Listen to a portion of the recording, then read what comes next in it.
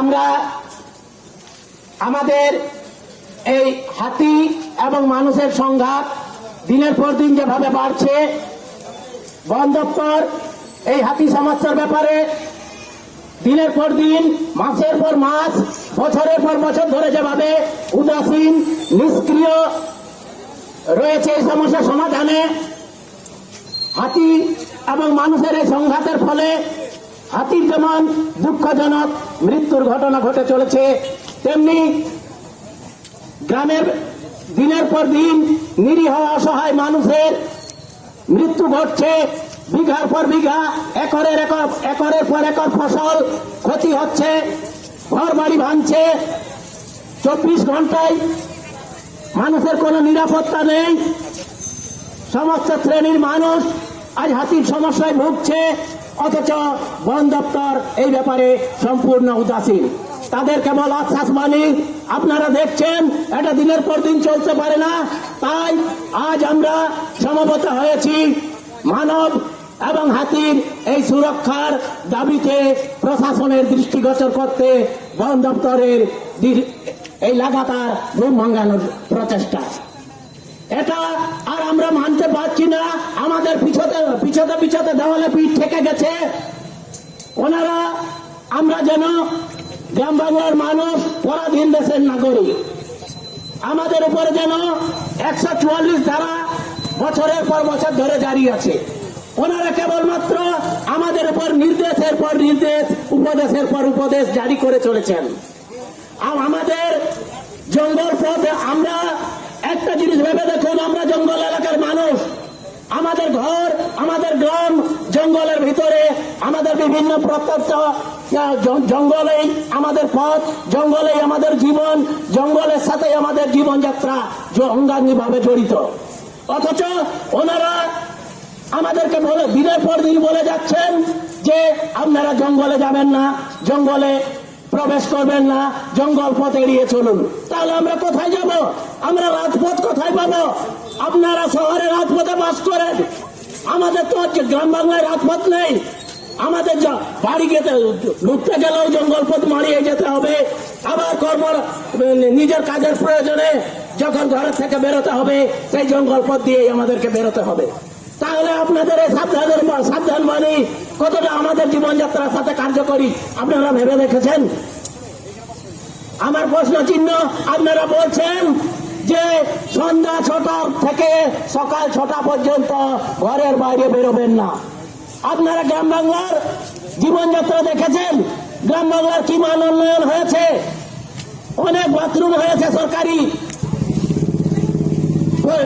প্রকল্পের মাধ্যমে নাকি, কিন্তু আপনারা তদন্ত করে দেখুন, বন দপ্তর থেকে, প্রশাসন থেকে এই শহরের মতো, শহর জীবনের মতো গ্রাম বাংলার মানুষের কোন পরিবারের কিন্তু ঘরের ভিতরে অ্যাটাচ বাথরুম নেই। তাহলে প্রকৃতির যাকে সাড়া দিতে গেলে আমাদের প্রয়োজনে রাত্রেবেলা, তাহলে বাথরুমে যেতে হলে আমাদের কিন্তু মানে সেই বাসস্থানের ঘর থেকে কিন্তু বাথরুম ঘর অনেকটাই তফাতে থাকে। তাহলে একজন যদি প্রকৃতির যাকে সাড়া দিতে চায়, তাহলে পরিবারের সবাই ঘুম ভাগাতে হচ্ছে। 4 ধারে 4 জন পাহারা দিবে, তবে আমরা বাথরুমে ঢুকতে পারবো। এইভাবে কি জীবন কাটানো যায়? বন দপ্তরের কাছে আমি সেই ক্ষতিগ্রস্ত এলাকার প্রতিনিধি হিসাবে এই প্রশ্ন ছুড়ে দিচ্ছি। আপনারা আগে ক্ষতিপূরণ দিচ্ছেন, ক্ষতিপূরণ কজনের কাছে পৌঁছাচ্ছে? আপনারা তালিকা কেন প্রকাশ করছেন না? প্রতিটা বিটে তালিকা থাকেন কতজন ক্ষতিগ্রস্ত মানুষ তাদের ঘর ভাঙার জন্য, তাদের ফসলের ক্ষতির জন্য ক্ষতিপূরণের আবেদন করেছেন, আর কোন কোন ব্যক্তিকে আপনারা কত টাকা প্রদান করেছেন আপনারা কেন প্রকাশ করছেন না? আমরা যে আবেদন ফর্ম নিয়ে যাচ্ছি বিভিন্ন বিটে, সেই বিটের অফিসাররা বলছেন এই ফর্মের নাকি রিসিভ কপি হয় না। পূর্ব অ্যাসেম্বলি উপসভাপতি হলে মহাশয় মৌখিকভাবে আমরা ডেপুটেশন করেছিলাম ওনাকে, উনি কিন্তু আমাদেরকে আশ্বস্ত করেছিলেন যে রিসিভ কপি দেওয়া হবে, কিন্তু এখনো আমাদের এই জঙ্গল মহল এরিয়ার বিটগুলো বিট অফিসারেরা বলছেন যে না এই আবেদন ফর্মের কোন রিসিভ কপি দেওয়া হবে না। আমাদের কাছে প্রমাণ থাকছে কোথায়? আমরা আমাদের কি ক্ষতির জন্য, কি পারপাসে আমরা আবেদন করেছি ক্ষতিপূরণের জন্য। আমরা পরবর্তীকালে যে এ ব্যাপারে কৈফিয়ত তলব করব, কৈফিয়ত চাইব মধ্যস্থরের কাছে, আমাদের কাছে হাতে কিন্তু কোনো প্রমাণ থাকছে না। অতএব আমাদের এই দাবিটা জোরালো করে বন দপ্তরের কাছে অবশ্যই আওয়াজ তুলতে হবে। সবচাইতে অন্তত হাতি যতদিন থাকছে। এইবার হাতির সমস্যা, এই হাতির সমস্যা যে আমাদের জঙ্গলমহলের মানুষের উপর চাপিয়ে দেওয়ার প্রচেষ্টা চলছে। বন দপ্তর স্বীকার করুন, বলুন তো 80 সালের আগে, 80 দশকের আগে এই হাতির দল কোথায় ছিল? আমাদের তখন শৈশব বা কৈশোর, আমরা কিন্তু স্বপ্ন ভাবিলে এই এলাকায় কোন বুনো হাতি দেখতে পাবো। পোষা হাতি মাহুতেরা নিয়ে আসতো। আমরা সেই হাতি দেখতেই আমরা ছোট ছোট শিশুরা, পাড়ার ছেলেরা, মেয়েরা সবাই হাতির পিছনে ছুটতাম যে হাতি এসেছে। কিন্তু আমরা ভাবতে পারি না রাতে দিনে 24 ঘন্টায় বুনো হাতির পাল আমাদের আঁধারে ফিঙাড়ে ঘুরে বেড়াবে। এটা অকল্পনীয়। তাহলে এই যে প্রশ্ন আসছে, এই হাতির দল ছিল কোথায়? ওনারা আজ এই ব্যাপারে কিন্তু মুখে কুলু পেটে রয়েছেন। ওনারা আমাদের উপর বলছেন যে হাতিও থাকবে, মানুষও থাকবে, হাতির সাথেই সহাবস্থান করে বাঁচতে থাকবে।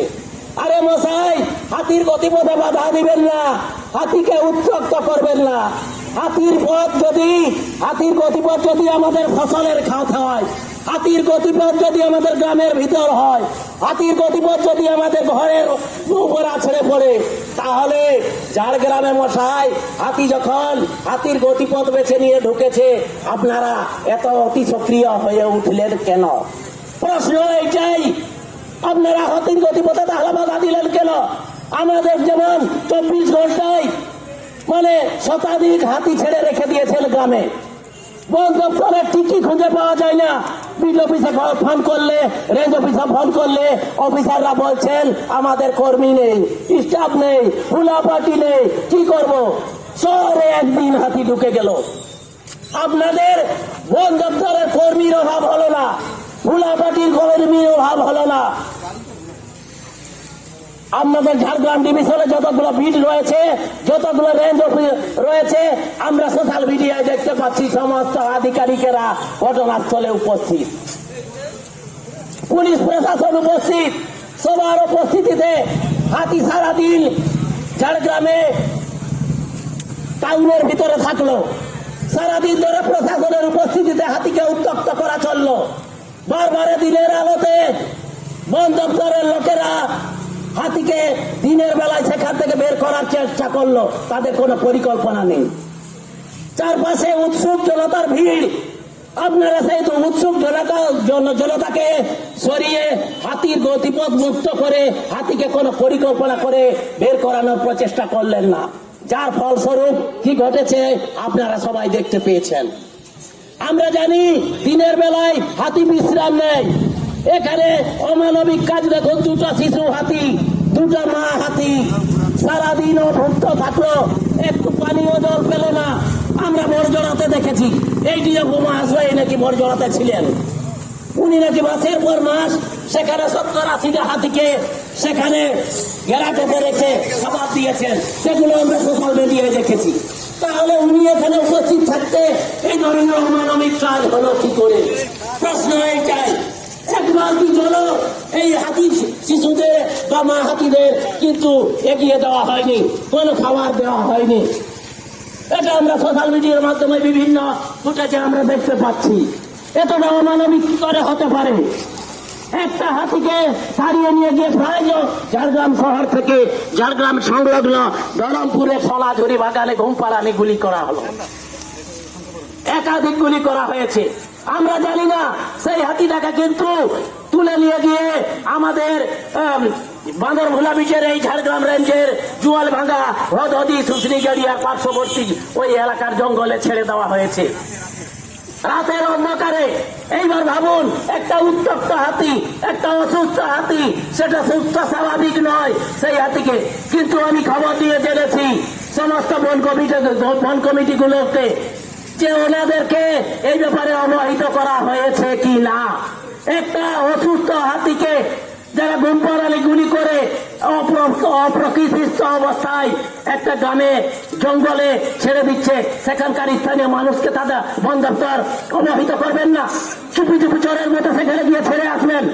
এইবার সেই হাতিটা কি অবস্থায় আছে এখনো কিন্তু বন দপ্তরের আধিকারিকদের কোনো বিবৃতি নেই। সেই হাতিটা আদৌ বেঁচে আছে, আদৌ সুস্থ হয়ে উঠছে কিনা প্রশ্ন চিহ্ন এইটাই, আজ উত্তর কিন্তু নেই। কই কোন ডিএফও কোন আধিকারিকের এভাবে বিবৃতি দিচ্ছেন না।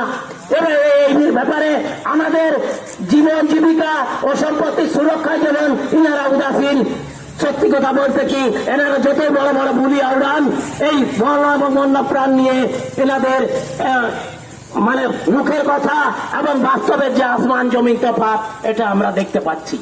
আমি বেশি কথা বলবো না, আমার পূর্বতন বক্তারা, আমার বয়োজ্যেষ্ঠ বক্তারা এ ব্যাপারে বিভিন্ন এই সমস্যাটি তুলে ধরেছেন। আমি একটা কথাই বলবো, বন দপ্তরের কাছে, প্রশাসনের কাছে আমার একটাই অনুরোধ রইল, আপনারা সত্যতা স্বীকার করুন।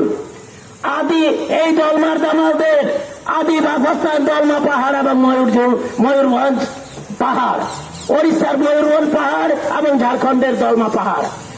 এই নিয়ম হয়েছে ঘোষণা করেছেন আমাদের এই জঙ্গলের নাকি 50 লক্ষ হাতির খাবারের জন্য গাছ লাগাবেন।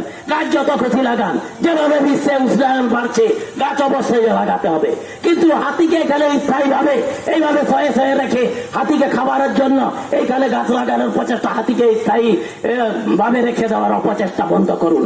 হাতির আদি বাসস্থান, পূর্বতন বাসস্থান আপনারা ফিরিয়ে দিন। এ ব্যাপারে ঝাড়খণ্ড সরকারের সাথে কথা বলুন, ওড়িশা সরকারের সাথে কথা বলুন, কেন্দ্রীয় সরকারের সাথে কথা বলুন, চতুর্মুখী আলোচনা হোক। ঝাড়খণ্ড সরকার, ওড়িশা সরকার, পশ্চিমবঙ্গ সরকার এবং কেন্দ্রীয় সরকার, আমাদের একটাই দাবি, এই এলাকা থেকে স্থায়ীভাবে হাতিকে সরিয়ে তাদের আদি বাসস্থান, পূর্ব বাসস্থান তাদের ফিরিয়ে দিতে হবে। হাতিরাও আমরা যেমন আজ নিরাপত্তার হীনতায় ভুগছি, তেমনি হাতিরাও আজ চরম নিরাপত্তাহীনতায় ভুগছে। তারা বিভ্রান্ত, তারা উদ্ভ্রান্ত। এটা হতে পারে না, দিনের পর দিন এটা চলতে পারে না। আজ রামলাল নাকি আমাদের জনপ্রিয় হাতি, রামলালকে আপনারা তা ছিনতাই বাজ বানিয়ে দিয়েছেন। দিনের বেলা গাড়ি আটকাচ্ছে, একটা বনের পশু কি করে রোড আটকে গাড়ি খাবার ছিনতাই করতে পারে? কেন আজ এই অবস্থা? আপনারা এ ব্যাপারে কিন্তু মুখে কুলু পেতে থাকবেন না। প্রশ্ন ছেড়ে দিয়ে গেলাম, এর উত্তর বন দপ্তরকে, মাননীয় আধিকারিকগণকে তথা আমাদের বনমন্ত্রীকে দিতে হবে, সরকারকে দিতে হবে। আমি আর বিশেষ কিছু বললাম না। আমাদের রাজেশের হাতে আমি মাইক্রোফোন তুলে দিচ্ছি, উনি এই ব্যাপারে আজকের কর্মসূচির ব্যাপারে বলবেন।